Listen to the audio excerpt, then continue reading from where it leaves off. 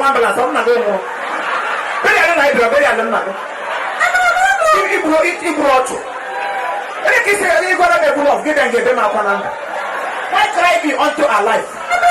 In your soup. Oh, we are after the pen up.